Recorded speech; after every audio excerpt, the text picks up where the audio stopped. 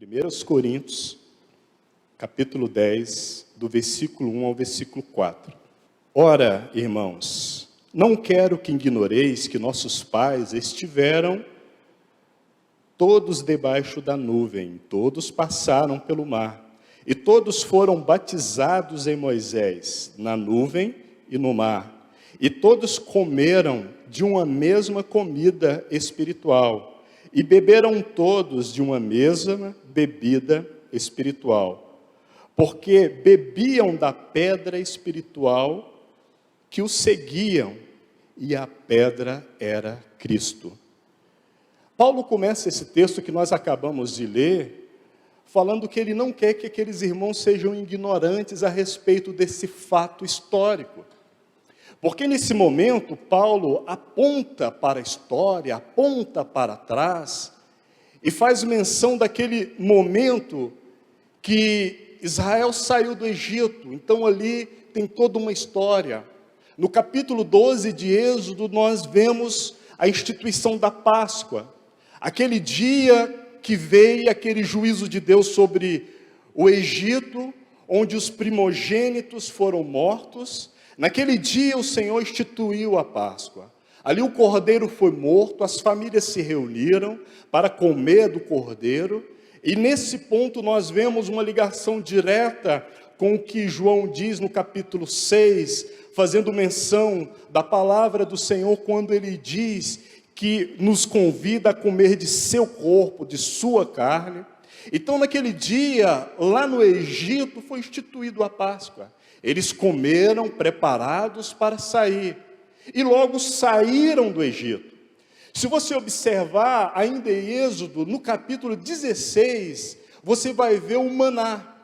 O povo reclamou, o povo ainda não tinha entendido exatamente, porque estavam aprendendo ainda. Eles não tinham entendido a liberdade e a novidade de vida para o qual eles foram chamados. Porque o destino daquele povo era Canaã. Mas antes de Canaã, eles tinham que passar pelo deserto. Era um deserto de aridez externa, mas era um deserto de provisão da parte de Deus. Era um deserto de provisão da parte do Senhor. Então, na saída do Egito foi instituído a Páscoa, eles aprenderam sobre o comer do cordeiro. Logo mais, eles aprenderam que o Senhor mandava pão do céu. Também no capítulo 6 do Evangelho de João, o Senhor Jesus fala de si mesmo como pão do céu. Ele é o pão descido do céu.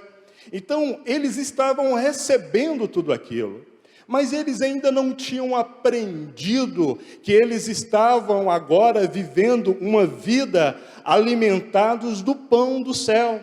Então, acontecia as murmurações, e nesses momentos eles se lembravam das carnes e dos momentos lá no Egito. Eles se lembravam e se recordavam desses momentos. Sabe, irmãos, quando eu olho para esses textos, eu vejo uma grande lição para nós. Porque nós precisamos aprender a viver com a provisão de Deus sobre as nossas vidas. Nós precisamos de entender que nós fomos chamados para viver uma vida debaixo dessa provisão do pão do céu. Porque o nosso Senhor nos resgatou do Egito, está nos conduzindo para uma nova realidade, mas nós já vivemos em novidade de vida, e nós, o quanto antes, precisamos aprendermos a viver uma vida debaixo do suprimento desse pão do céu, que nós entendemos que é o nosso próprio Senhor, é o nosso Deus, é Jesus. Ele é o nosso alimento, Ele é o pão do céu. Então aqui na Epístola aos Coríntios, Paulo exorta, ele diz: olha, eu não quero que vocês ignorem aqueles acontecimentos, só relendo e pontuando, colocando em ênfase alguns pontos nesse texto que nós lemos. Olha, irmãos, não quero que ignoreis que os nossos pais estiveram debaixo da nuvem, que eles foram guiados pela nuvem no deserto, né? E todos passaram pelo mar. Aqui Paulo já faz uma alusão no versículo 1 e no versículo 2 do batismo. No versículo 2, ele fala assim: e todos foram batizados em Moisés, na nuvem e no mar. É interessante que ele faz uma tríplice afirmação. Em Moisés, porque através de Moisés eles foram resgatados do Egito, né? Então ele fala em Moisés. Na nuvem, porque eles estavam sendo conduzidos, estavam debaixo da direção de Deus. Então, enquanto eles estavam andando pelo deserto, os trombeteiros observavam o movimento da nuvem, então eles eram conduzidos. E no mar, porque depois do mar foi uma ruptura completa, não tinha como voltar mais, era um caminho irreversível. Irmãos, o Senhor nos libertou, o Senhor nos resgatou. Realmente nós fomos salvos do império de trevas, nós fomos resgatados. Quem éramos nós sem Deus? Éramos pessoas condenadas à morte, debaixo da sentença do pecado, mas sobre a direção de Deus, como João diz, que nós fomos, o Senhor, Deus Pai, nos guiou e nos conduziu a Jesus Cristo. Então nós fomos dirigidos, direcionados ao Senhor.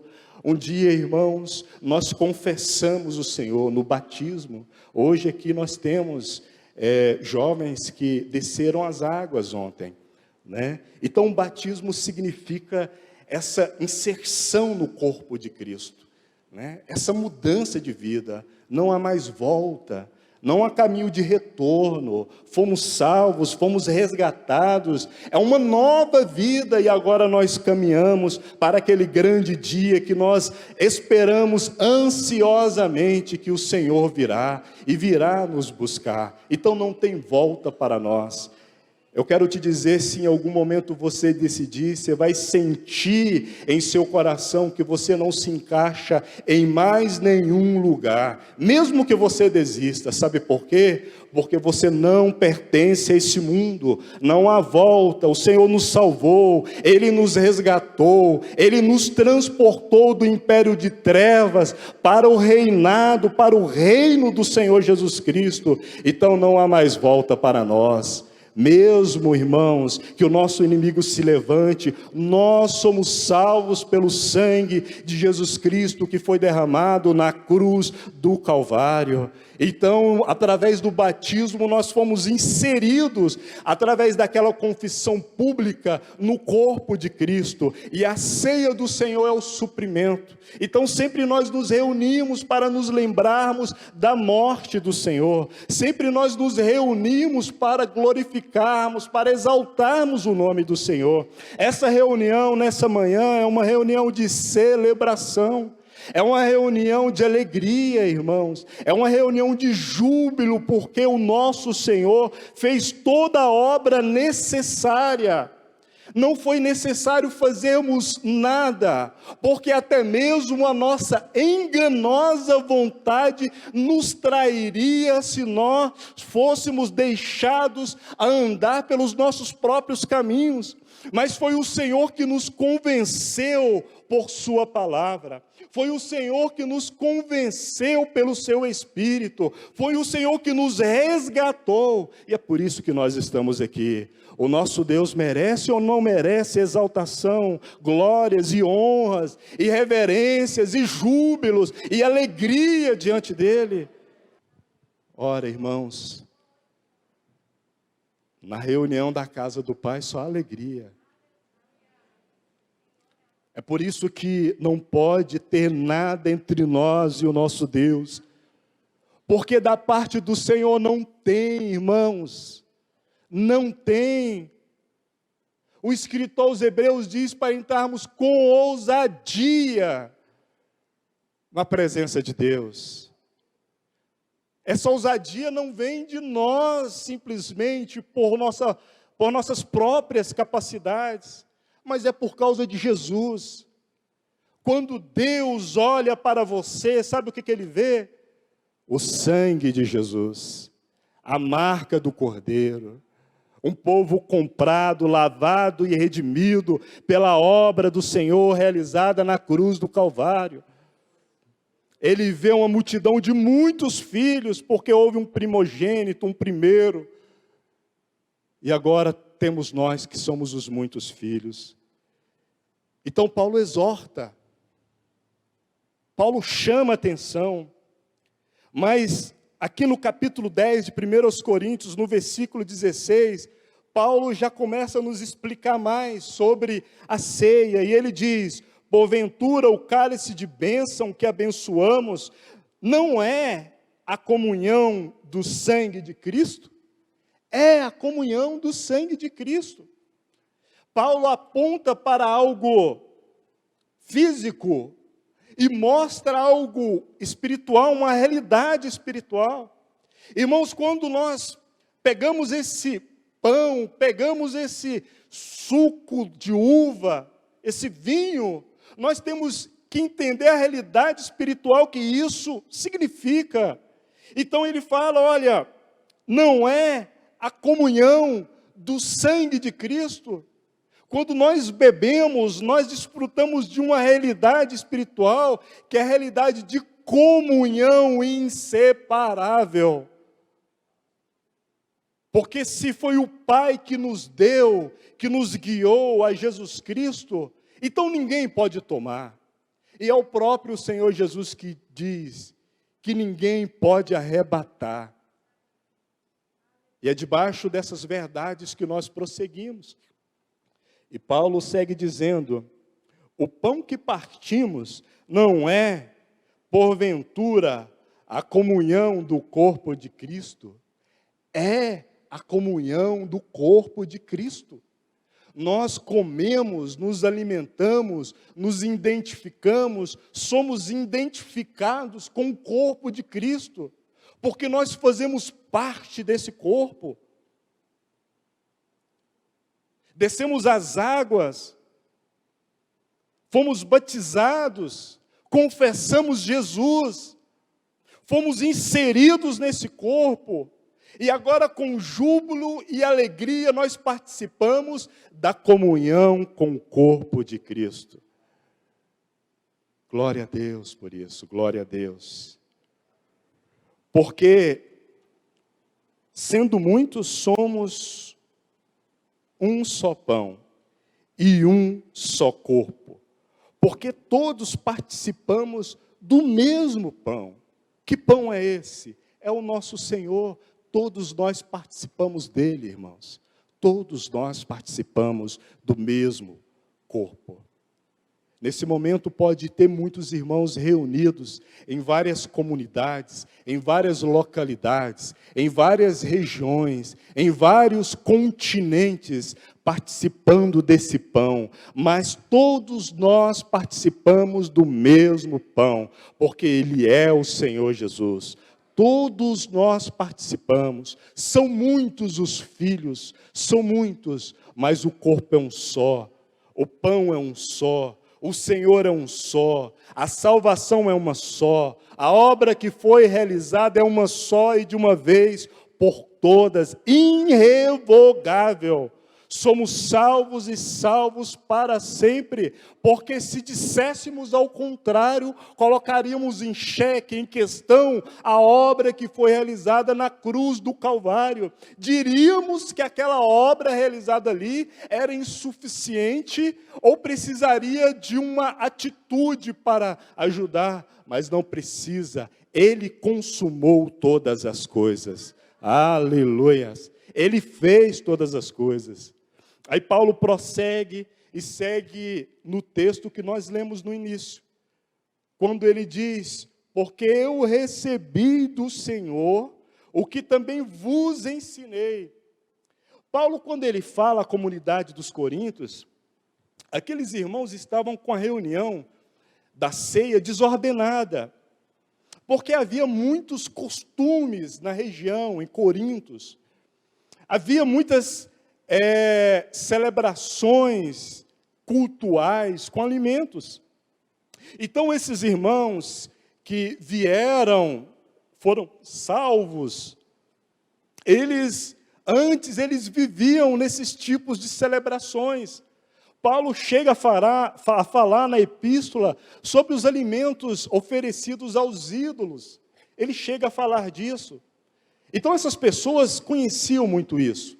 Eles faziam grandes banquetes cultuais, eles faziam grandes banquetes e ofereciam aos ídolos.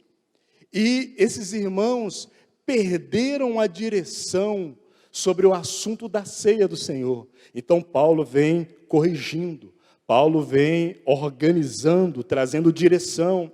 Só que nesse primeiro ponto do versículo 23, ele aponta a origem. Ele diz, olha, porque eu recebi do Senhor. Olha a origem, eu recebi do Senhor.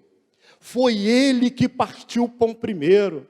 Foi Ele que reuniu com os apóstolos e levantou o pão e disse, isso é o meu corpo, que é partido por vós. Então foi Ele quem instituiu a ceia. Sabe o que Paulo estava falando? Olha, nós estamos fazendo algo aqui que não foi instituição humana, não. Foi Deus quem instituiu. Irmãos, eu quero te falar que essa celebração, esse momento da mesa do Senhor, da ceia do Senhor, não é invenção humana. Isso aqui foi instituído pelo nosso próprio Senhor. Foi colocado pelo Senhor, foi Ele que partiu o pão.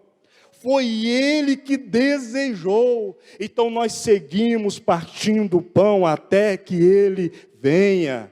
Amém? Nós vamos seguir até o fim, até que Ele venha. Então Paulo já começa falando isso. Quando ele segue, ele diz que o Senhor Jesus, na noite em que foi traído, está vendo? Ele diz o tempo.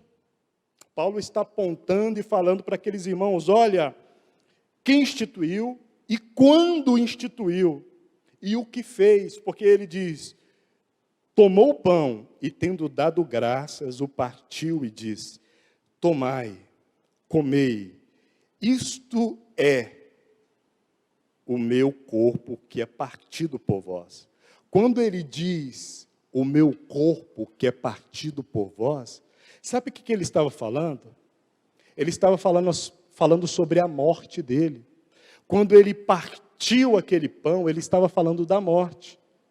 Isto é o meu corpo que vai ser dilacerado por vocês, que vai ser chicoteado por vocês, que vai ter uma lança transpassando o meu corpo por vocês. Isso é o meu corpo, que do qual vai escorrer sangue por causa de vocês. Isto é o meu corpo que é partido por vós. Façam isso. Partam o pão, celebre, comam, em memória, se lembrando de mim. Era isso que o Senhor estava fazendo. Era isso que Ele estava dizendo. E ele continua no versículo 25 dizendo, semelhantemente também depois de cear, tomou o cálice, dizendo, esse cálice é o Novo Testamento no meu sangue. Fazeis isso todas as vezes que beberdes em memória de mim. Irmãos, Paulo estava citando e falando para eles, olha, vocês vão se reunir, vão partir o pão, vão beber do cálice, e vão se lembrar da morte do Senhor. Quando nós falamos de início, nós poderíamos pensar, nossa, é muito triste, né?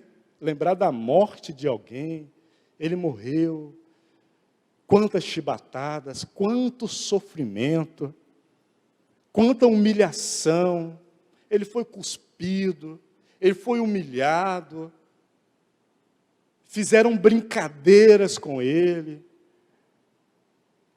bateram no rosto dele, mas o que Paulo não está falando isso, irmãos, porque quando ele fala para nos lembrarmos da morte do Senhor, ele fala para nos lembrarmos do que significa a morte do Senhor. Não foi uma morte qualquer. Não foi uma morte de um ser humano qualquer. Foi uma morte com propósito. Ele veio para morrer. Ele nasceu para morrer. É por isso que ele repreendeu Pedro, quando Pedro falou: Senhor, tenha dó de ti mesmo. Não morre não, Senhor, não permitam que te crucifique não. Não permita esse sofrimento não. E o Senhor repreendeu naquele momento, porque ele veio para morrer. Porque foi na cruz do Calvário que se deu o triunfo, a consumação do triunfo de Jesus Cristo. Então, quando nós nos lembramos da morte do Senhor, é dos efeitos dessa morte, é do propósito dessa morte, porque foi ali na cruz do Calvário que ele entrou na morte, que ele venceu a morte, que ele nos salvou, que ele fez a vontade do Pai, que ele nos resgatou do império de trevas, que ele conquistou para si todo o reino, irmãos. Então é isso que significa a morte do Senhor. É por isso que não é um momento mórbido, não é um momento triste, é um momento de alegria, é um momento de júbilo. Eu quero ler para os irmãos uma outra versão desses textos. É uma versão em parafrase que vai ajudar na compreensão, que se refere a esse texto de 1 Coríntios, do capítulo 11, e no versículo 23 ao 26, que diz assim: permitam-me recordar a vocês o que aconteceu na ceia do Senhor, e porque ela é de importância fundamental. Recebi instruções do próprio Senhor e as transmiti a vocês. O Senhor Jesus, na noite em que foi traído, tomou o pão e, depois de dar graça a ele, o partiu e disse: isto é o meu corpo partido por vocês. Façam isso para se lembrarem de mim. Depois da ceia, ele fez o mesmo com o cálice. Esse cálice é o meu sangue, minha nova aliança com vocês. Toda vez que beberem esse cálice, lembrem-se de mim. O que vocês precisam entender é que toda vez que comem esse pão e bebem desse cálice, estão revivendo em palavras e em ações a morte do Senhor. E repetirão este ato até que o Senhor retorne. Vocês não devem permitir que o costume anule a reverência. Ficou mais claro? Então, eu quero ressaltar aqui quando ele diz, sobre o versículo 26, sobre a parte do anunciai, e ele traduz explicando, dizendo: revivendo em palavras e em ações a morte do Senhor. Mas como eu disse, não é essa memória mórbida, triste, é uma memória de alegria e de júbilo, porque nos fala das implicações da morte do Senhor. O que ela significa? É isso que nós nos lembramos dessa manhã. É disso que nós fazemos memória, sobre as implicações da morte do Senhor. E na parte final, quando é dito: anunciais a morte do Senhor até que venha, percebe que há um conteúdo escatológico aqui? Porque ele fala da morte do Senhor, que aconteceu há mais de 2000 anos atrás. E ele aponta para frente, até que ele venha.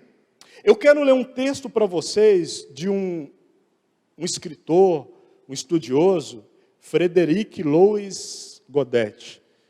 Bom, a minha expressão do inglês não é lá essas coisas. Mas o texto diz assim: a ceia do Senhor é o elo que liga suas duas vindas, como monumento da primeira e penhor da segunda. Percebe? Percebe o que nós estamos fazendo? Nós estamos celebrando. E a ceia, segundo essa leitura, esse entendimento, é um monumento, é uma memória, traz a lembrança sobre a primeira vinda do Senhor. Mas também é uma garantia, porque nós somos supridos, nós nos alegramos, somos revigorados pelo Espírito do Senhor, aguardando a segunda vinda. A ceia do Senhor é um lembrete constante, irmãos. Constantemente nós nos lembramos, mas também é uma experiência da eficácia da morte do Senhor. Porque nós vivenciamos essa experiência. Porque nós só nos reunimos aqui por causa da eficácia da morte do Senhor, que foi realizada lá na cruz do Calvário. E nós vamos fazer isso até que o Senhor venha. Porque Ele vai voltar. Enquanto Ele não voltar, nós vamos ficar celebrando. Sabe o que eu me lembro agora? Do povo de Israel quando entrou em Canaã. Qual que foi a primeira batalha que eles tiveram que enfrentar depois que atravessaram ali? Teve aquele momento em Jericó que eles tiveram que vencer fazendo o quê? Tocando os instrumentos, cantando, marchando, avançando. Às vezes eu fico pensando, nossa, o Senhor nos chamou para celebrar, para prosseguir, porque Ele já fez. E quando nós celebramos, o nosso inimigo cai por terra, porque na realidade ele já foi vencido na cruz do Calvário. Sabe, irmãos, às vezes somos nós mesmos que colocamos os empecilhos, nós mesmos que colocamos os tropeços no nosso caminho, porque o nosso Deus já pavimentou a via de acesso ao Pai, e Ele pavimentou com sangue. Ele pavimentou com sangue, então nós temos acesso. Aleluia, irmãos, glória a Deus. Nós nos reunimos essa manhã para celebrarmos o nosso Deus. Nos lembramos da morte dEle, por causa das implicações da morte dEle. Porque Ele tudo fez. Porque na cruz do Calvário Ele venceu. Os demônios naquele momento, que o Senhor estava sendo humilhado no caminho, carregando aquela cruz, imagino eu, que o inferno estava em festa. Mas quando o Senhor Jesus foi levantado na cruz do Calvário, quando Ele entrou no inferno com poder, a tradução da palavra lá, quando nós vamos transliterando, fala de megatons de potência. Quando Ele entrou no inferno com poder, foi uma admiração muito grande. Mas nós não havíamos matado esse Jesus. Por que Ele está aqui? É porque o nosso Senhor venceu de uma forma que ninguém esperava. Quando Ele estava erguido na cruz do Calvário, o véu do templo foi rasgado, o templo fechou, a terra abalou, as pedras se fenderam, houve ressurreição. O centurião ficou admirado e disse, verdadeiramente, esse era o Filho de Deus, porque era uma cena dramática, mas aquela cena dramática era da vitória do nosso Senhor Jesus Cristo na cruz do Calvário. Aquela cena dramática que aconteceu há mais de 2000 anos atrás, é para nós hoje motivo de júbilo e de alegria, até que o Senhor venha. Aleluias. Vamos orar, irmãos. Vamos orar gratos a Deus. Vamos orar agradecidos a Deus. Logo após a oração, os irmãos vão puxar os cânticos, os irmãos vão começar a distribuir os elementos da ceia. Mas entenda que nós fazemos isso em memória do Senhor. Nós nos lembramos da morte do Senhor. E sabe o que é glorioso? A posição que Ele te colocou hoje. Ele te colocou na posição de filho. Então, na mesa você faz memória do Senhor.